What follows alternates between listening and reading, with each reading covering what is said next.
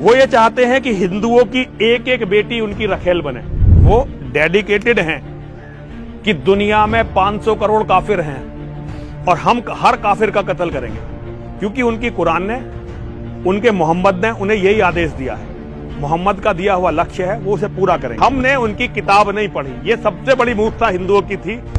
बिना किताबों को पढ़े वो भाईचारा भाईचारा भाईचारा करते रहे, और उस भाई में क्या हुआ कि वो आपस में भाई हो गए और हम उनका चारा हो गए।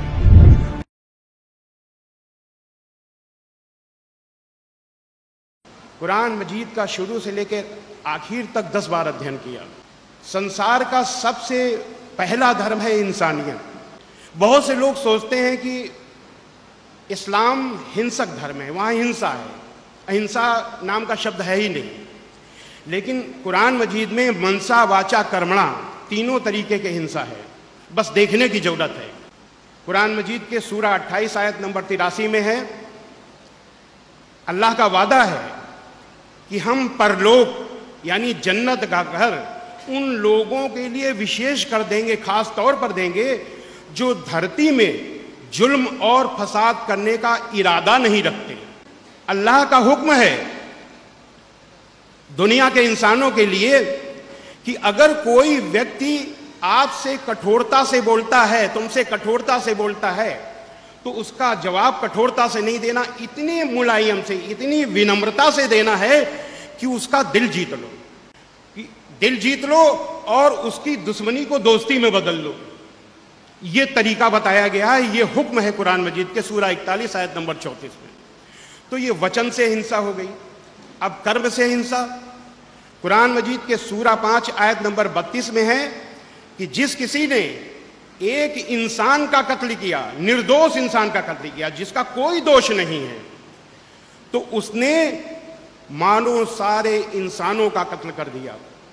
और जिस किसी ने एक निर्दोष इंसान को बचाया, तो उसने मानो सारे इंसानों को जीवन प्रदान कर दिया। कितनी अच्छी बात है। इससे वजनी बात कोई नहीं हो सकती कि एक निर्दोष के कत्ल का मतलब सारी इंसानियत को आपने खत्म कर दिया। तो जब अन्याय, अत्याचार और आतंकवाद अपनी चरम सीमा पर हो और बातचीत के, समझाने के, सही रास्ते में लाने के सारे रास्ते बंद हो जाएं, एक ही रास्ता बचे युद्ध, तो उसको युद्ध नहीं कहते, धर्म युद्ध कहते हैं, जिहाद कहते हैं। यही धर्म युद्ध गीता में है। इसी तरीके से जैसे महाभारत में उन्होंने पांडवों के ऊपर अन्याय किया, वैसे ही मक्का में जब हजरत मोहम्मद सल्लल्लाहु अलैहि वसल्लम दुनिया के सबसे बड़े सत्य, सार्वभौमिक सत्य, यूनिवर्सल ट्रुथ, ला इलाहा इल्लल्लाह, अल्लाह के सिवा कोई पूज्य नहीं है, परमेश्वर के सिवा कोई पूज्य नहीं है, जब ये बता रहे थे, तो ये बात आप ही के खानदान, आप ही की जात वाले कुरैश जो कि बहुत अमीर थे, ताकतवर थे, उनकी समझ में नहीं आई और आपके विरोधी हो गए। आपको तरह तरह से सताया गया और आपके अनुयायियों को भूखा प्यासा नंगा अरब की तपती रेत पर लिटाया गया।